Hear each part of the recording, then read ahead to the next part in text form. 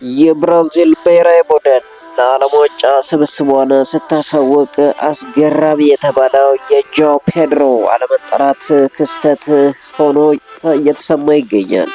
ብራዚል ብሔራዊ ቡድን አሰልጣኝ ካርሌቶ የ2026 የዓለም ዋንጫ ስብስባቸውን አሳውቀዋል። በስብስባቸው ኔይማር ጁኒየር ሲካተት ጆ ፔድሮ እና ሪቻርልሰን ከስብስብ ውጪ መሆናቸው አነጋጋሪ ሆኗል። አሰልጣኝ ካርሎ አንቸሎቲ በዓለም ዋንጫ ስብስባቸው ኔይማርን አካተቱ።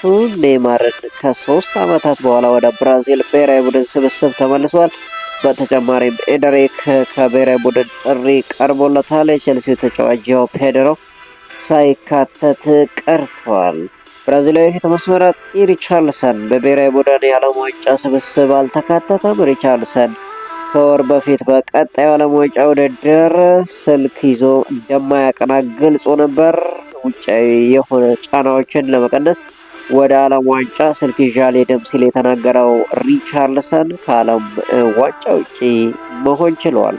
ብራዚላዊ ተጫዋች ጆ ፔድሮ በቅርቡ ኔይማር አብረን ወደ ዓለም እንዲመጣ ፈልጋለሁ ሲል ነበር። ጆ ፔድሮ በንግግሩ አብሮኝ እንዲጓዝ የምፈልገው ተጫዋች ኔይማር ነው ሲል ተናግሮ ነበር። አሁን ላይ ኔይማር ጥሪ ሲቀርብለት ጆ ፔድሮ ከስብስቡ ውጪ ሆኗል። ጆ ፔድሮ በቸልሲ ከፍጹም ቅጣት ምት ውጪ 23 ጎሎችን አስቆጥሮ 6 ለግብ የሆኑ ኳሶችን አመቻችቶ ማቀበሉ ይታወቃል። ጆ ፔድሮ ግን ድንቅ እንቅስቃሴ በቸልሲ ቤት ቢያሳልፍም በካርሎ አንቼሎቲ ሳይጠራ ቀርቷል። ካርሊቶ እንግዲህ ጆ ፔድሮ ባለመመረጡ አዝኛለሁ ሲሉ ተናግረዋል። የብራዚል ብሔራዊ ቡድን አሰልጣኝ ካርሌቶ ቡድኑ ምርጫ ላይ ምክር መቀበላቸውን ገልጸዋል። ከጋዜጠኞች፣ ዘፋኞች፣ ተጽዕኖ ፈጣሪዎች፣ ኮሜንታተሮች እንዲሁም ከአሁንና ከቀድሞ ተጫዋቾች ብዙ ምክር ተቀብያለሁ ሲሉ የተናገሩ ካርሎ አንቼሎቲ አክለውም እንደ ጆ ፔድሮ ሁሉ ላልተጠሩ ተጫዋቾች በጣም አዝኛለሁ ሲሉ ተናግረዋል። ነገር ግን ወደፊት እድል ያገኛሉ ሲሉ እንግዲህ